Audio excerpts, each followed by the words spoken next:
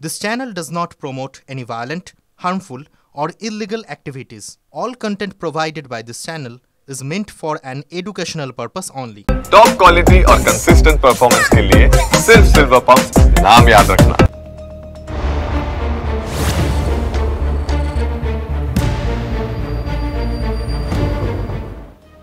আর যেদিকে আজকে আমাদের নজর থাকছে তা হচ্ছে আজ রাজ্য বাজেট। বিধানসভায় এই বাজেট পেশ করবেন অর্থ প্রতিমন্ত্রী চন্দ্রিমা ভট্টাচার্য।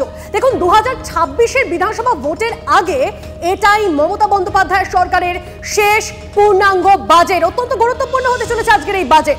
বিধানসভায় বাজেটে অনুমোদন দেবে রাজ্য মন্ত্রিসভা। ভোটের আগে ফের বাড়বে লক্ষ্মীর ভান্ডার। যে লক্ষ্মীর ভান্ডার তৃণমূল সরকারের মাস্টার স্ট্রোক, বাড়বে কি ডিএ, এই সমস্ত প্রশ্ন থাকছে। প্রদীপ্ত আমাদের প্রতিনিধি আমাদের সঙ্গে রয়েছেন, প্রদীপ্তর সঙ্গে সরাসরি কথা বলি। প্রদীপ্ত, আজ এই বাজেট কতটা গুরুত্বপূর্ণ এবং সেটা কি আদৌ ভোটমুখী হতে চলেছে নাকি জনমুখী হবে, সেই সমস্ত নিয়ে ইতিমধ্যে প্রশ্ন উঠতে শুরু করে দিয়েছে। দেখো, অনেকগুলো চর্চা জল্পনা রয়েছে। ঠিক বিকেল 4টের সময় বিধানসভায় রাজ্য মন্ত্রিসভার অর্থ দপ্তরের স্বাধীন দায়িত্বপ্রাপ্ত প্রতিমন্ত্রী চন্দ্রিমা ভট্টাচার্য তিনি বাজেট পেশ করবেন। তার আগে প্রথা মাফিক ক্যাবিনেট হওয়ার কথা রয়েছে, তবে একটি ক্যাবিনেট নয়, একটি বিশেষ ক্যাবিনেটেরও কথা রয়েছে। 3:45 আর সেই ক্যাবিনেট, 3:30 ক্যাবিনেট, 4টে বাজেট। কি চমক থাকতে পারে তার জন্যে অধীর আগ্রহে অপেক্ষা করছেন সকলেই। সেক্ষেত্রে যে বিষয়গুলো সামনে আসছে তা হলো প্রায় 50,000-এর মতো কর্মসংস্থানের সংস্থান থাকতে পারে এই বাজেটে। লক্ষ্মীর ভাণ্ডারে সর্বোচ্চ 500 টাকা বাড়তে পারে এই মুহূর্তে। তন্নিষ্ঠা, যারা সাধারণ শ্রেণীভুক্ত তারা 1000 টাকা পান, আর 1200 টাকা পান তপশিলি জাতিভুক্ত, উপজাতিভুক্ত যে সমস্ত মানুষজনরা রয়েছেন তারা। সেই জায়গা থেকে 500 টাকা সর্বোচ্চ বাড়তে পারে। রাজ্য সরকারি যে কর্মচারীরা রয়েছেন তাদের ডিএ কতটা বাড়তে পারে তা নিয়ে চর্চা রয়েছে। সেই জায়গা থেকে এখনো পর্যন্ত যা জানা যাচ্ছে তাদের 4 থেকে 6% এই ডিএ বাড়ার সম্ভাবনা রয়েছে। অবশ্যই 2026 সালের যে নির্বাচন রয়েছে সেদিকে লক্ষ্য রেখেই মমতা বন্দ্যোপাধ্যায়ের সরকার আজকের বাজেট করবেন এরকম চর্চা থাকলেও পরিকাঠামোগত উন্নয়ন যদি খুব বেশি চমক বা প্রতিশ্রুতি থাকে তাহলে পরিকাঠামোগত উন্নয়ন কোথাও বাধা পাবে কিনা তা নিয়েও চর্চা রয়েছে। ফলে কোথাও গিয়ে একটা ভারসাম্যের বাজেট হয়তো মমতা বন্দ্যোপাধ্যায়ের সরকারকে করতে হবে। আমরা ইতিমধ্যেই গতকাল দেখেছিলাম যে শোভনদেব চট্টোপাধ্যায় তিনি বলছেন যে মমতা বন্দ্যোপাধ্যায়ের সরকার বরাবরই তৃণমূল স্তরের দিকে নজর দেন, অর্থাৎ যারা আর্থিকভাবে পিছিয়ে রয়েছেন, যারা পিছিয়ে পড়া মানুষ তাদেরকে সামনের সারিতে তুলে নিয়ে আসতে হবে। নজর রয়েছে সেটাই আজকে পরিষ্কার হয়ে যাবে, তাই তো চয়নিকা? একদমই তাই তন্নিষ্ঠা। দেখো, ডিএ বাড়বে কিনা, লক্ষ্মীর ভাণ্ডারে অর্থের বরাদ্দ বাড়বে কিনা, পাশাপাশি নতুন কোনো প্রকল্পের সংযোজন হবে কিনা, এই তো সময় বলবে, আর কিছুক্ষণের অপেক্ষা। কিন্তু সাধারণ মানুষ এই বাজেটকে ঘিরে কি প্রত্যাশা রাখছে সেটাও তো জানতে হবে। তাই আমরা সরাসরি চলে যাবো জেকাস রেলেন, যেখান থেকে রয়েছেন আমাদের অপর প্রতিনিধি, আমাদের সহকর্মী সুশোভন। সুশোভন, সাধারণ মানুষের কি প্রত্যাশা, কি বলছেন তারা? দেখো, সাধারণ মানুষ যারা রয়েছে তাদের সাথে জিজ্ঞাসা করবো আজকে রাজ্য বাজেট, সেক্ষেত্রে আপনি সাধারণ মানুষের কী প্রত্যাশা? আপনার প্রত্যাশা কি, জনগণের একটু সুবিধা হবে, এটাই যা, আর তো কিছু নয়। বেশি কিছু চাইলেও পাওয়া যাবে না। জিনিসপত্রের দাম কমানো, এই সমস্ত ট্যাক্স ফ্যাক্সগুলো কমানো। আপনাকেও জিজ্ঞাসা করবো কী প্রত্যাশা? শিক্ষা এবং স্বাস্থ্যক্ষেত্রে বরাদ্দ বাড়ানো উচিত, যাতে স্বাভাবিকভাবে সাধারণ মানুষের উপকার হয়। আরও 2-1জন রয়েছে তাদের জিজ্ঞাসা করবো। আচ্ছা, আপনিই তো এখানে ব্যবসা করেন, সেক্ষেত্রে আপনার কি প্রত্যাশা? সব জিনিসের দামটা কমলে মানে ভালো হয়, সবাই ব্যবসা করে খাক, সবাই।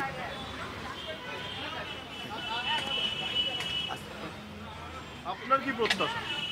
আমারও সেই সেম, সবাই ভালোভাবে থাকুক, ব্যবসা সব জিনিসের দাম পড়তে পারছে, একটু কমানোর চেষ্টা, ঠিক আছে। আর একইভাবে আরও, আচ্ছা দিদি আপনাকে জিজ্ঞাসা করবো আজকে রাজ্য বাজেট, সেক্ষেত্রে কি প্রত্যাশা? আজকে রাজ্য বাজেট, সেক্ষেত্রে আপনার কি প্রত্যাশা? কোনো প্রত্যাশাই নেই। কেন নেই?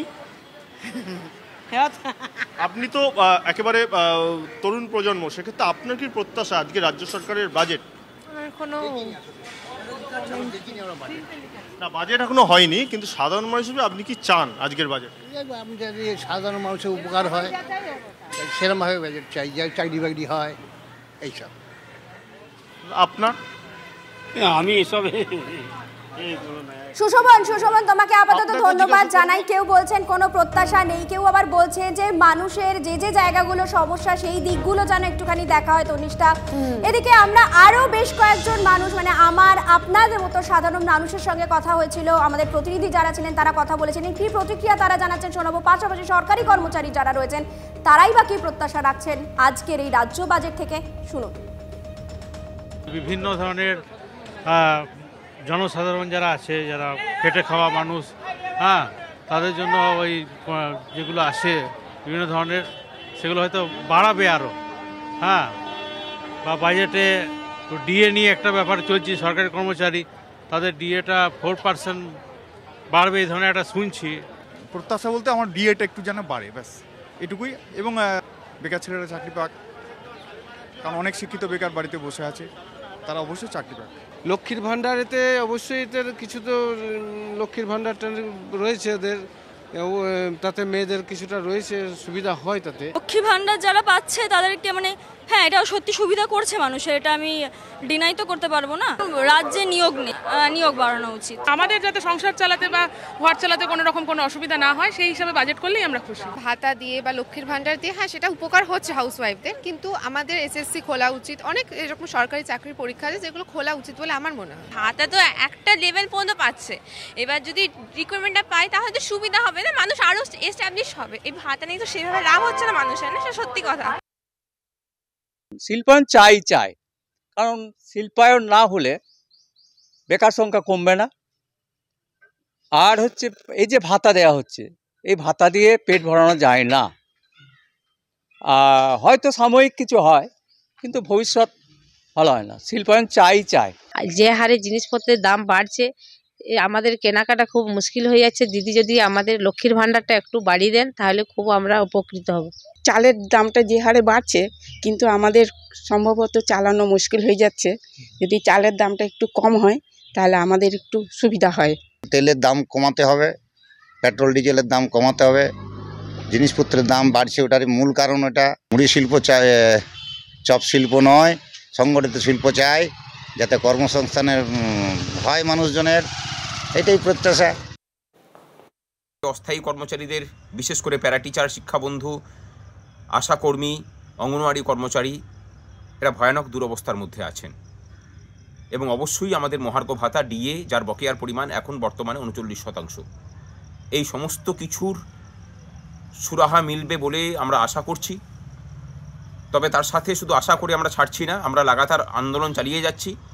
যদি বাজেটে আমাদের প্রত্যাশা পূরণ না হয় তাহলে আগামী দিনে ভয়ানক আন্দোলনের সম্মুখীন হওয়ার জন্য রাজ্য যেন প্রস্তুত থাকে।